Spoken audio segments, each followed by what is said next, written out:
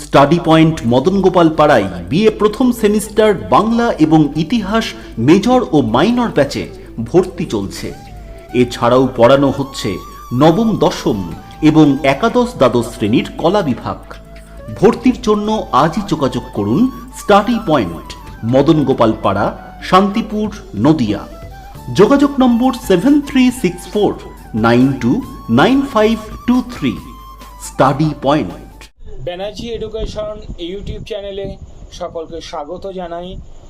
তোমরা যারা দশম শ্রেণীতে পড়ছো অনেকেই আমাদেরকে কমেন্ট করে বা SMS করে অনেকে বলেছিলে যে ক্লাস 10-এর বিশেষত ইতিহাস বিষয় এবং ভূগোল বিষয়ের সাজেশনটা দ্বিতীয় ইউনিট টেস্টে দিলে খুব ভালো হয়।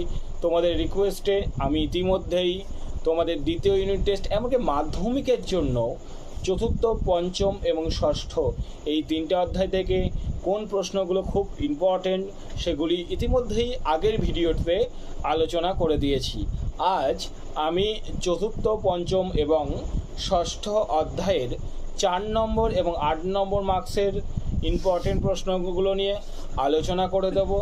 আর তোমরা অনেকে এটাও জানতে চেয়েছিলে SMS করে যে আমি টিউশনের সঙ্গে যুক্ত আছি কি না। প্রথমে বলে রাখি, আমার বাড়ি তো শান্তিপুরে।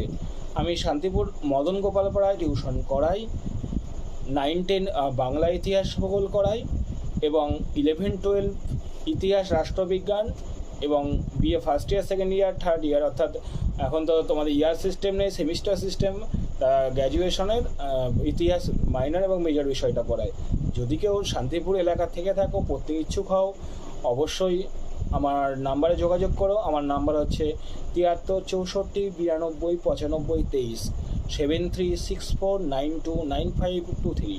চলো তাহলে চতুর্থ অধ্যায়ের ইম্পর্টেন্ট 4 নম্বরের প্রশ্নগুলো দেখে নেওয়া যাক।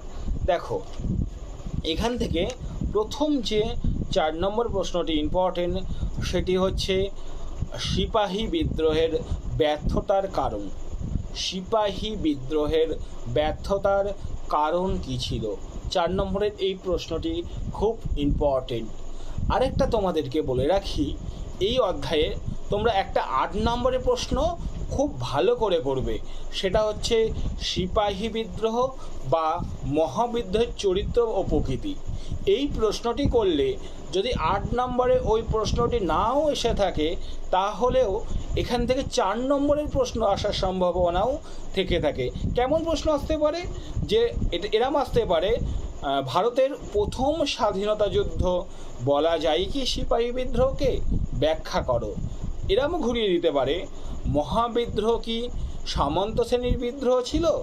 আলোচনা করো।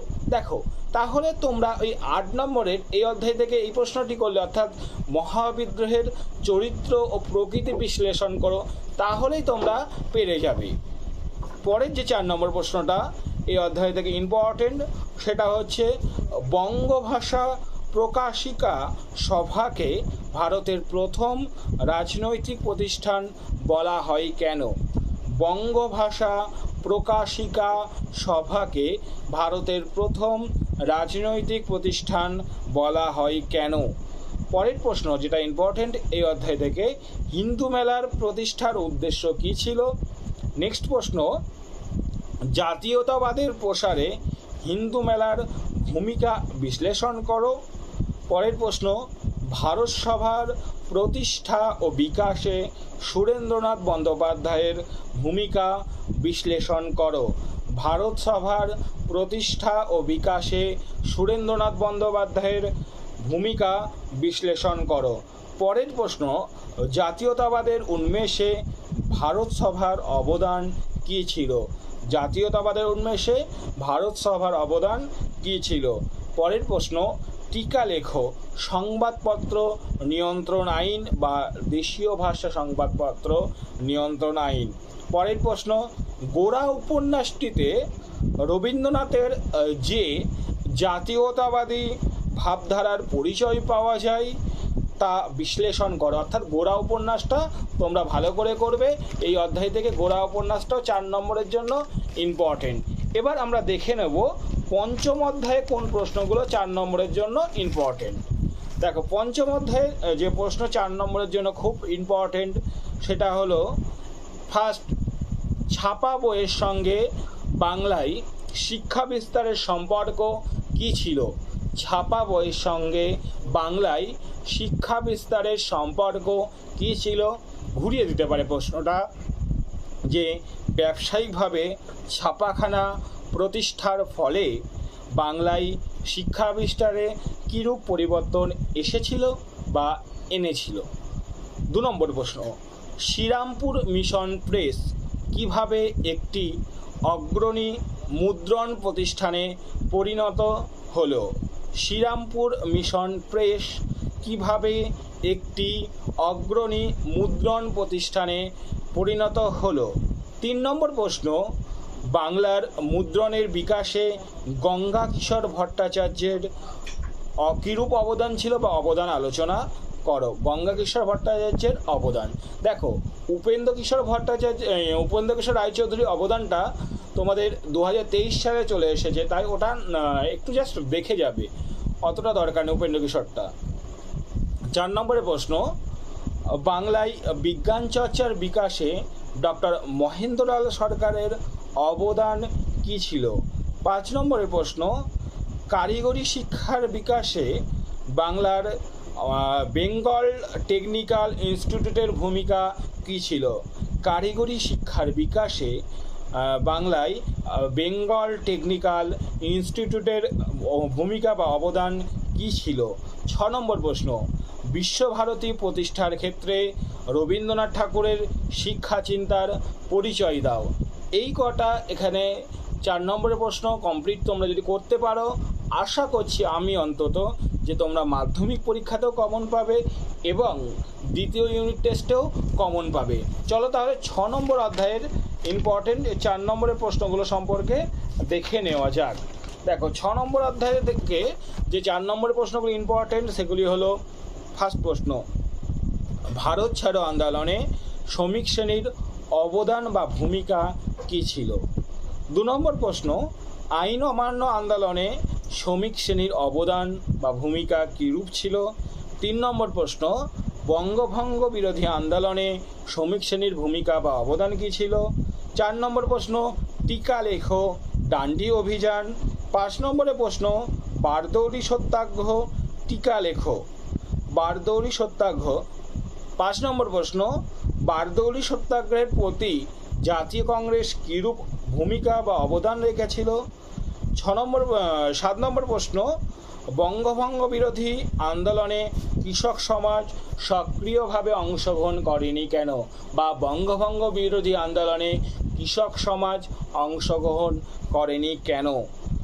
8 নম্বরের প্রশ্ন তোমাদের, বঙ্গভঙ্গ বিরোধী আন্দোলনে শ্রমিক শ্রেণীর ভূমিকা আগে বলে দিয়েছি। 8 নম্বরে তোমাদের প্রশ্ন যেটি ইম্পর্টেন্ট, সেটি চম্পারণ সত্যাগ্রহ কী? চম্পারণ সত্যাগ্রহ কী? এই কটা তোমরা যদি পড়ো, আর সঙ্গে 9 নম্বরে আরেকটা প্রশ্ন পড়ে নেবে তোমরা, মানবেন্দ্রনাথ রায়। মানবেন্দ্রনাথ রায়ের ভূমিকা এই অধ্যায় থেকে, এই প্রশ্নটাও ইউনিট টেস্টের জন্য ইম্পর্টেন্ট। এই ছিল আমাদের 4 নম্বর প্রশ্নগুলো সম্পর্কে আলোচনা। এবার আমরা দেখে নেব 8 নম্বরের জন্য ইম্পর্টেন্ট কোন প্রশ্নগুলি। চলো তাহলে 4র্থ অধ্যায় থেকে দেখে নেওয়া যাক 8 নম্বরের কোন প্রশ্নগুলি ইম্পর্টেন্ট তোমাদের জন্য দ্বিতীয় ইউনিট টেস্ট এবং মাধ্যমিক পরীক্ষাতে। দেখো 8 নম্বরের 4র্থ অধ্যায়ে প্রথম যে প্রশ্নটা বলতেই হবে সেটা হচ্ছে মহাবিদ্রোহের প্রকৃতি বা চরিত্র। মহাবিদ্রোহের প্রকৃতি বা চরিত্র 4র্থ অধ্যায় থেকে 8 নম্বরের জন্য খুব ইম্পর্টেন্ট প্রশ্ন, আমি বলে রাখছি।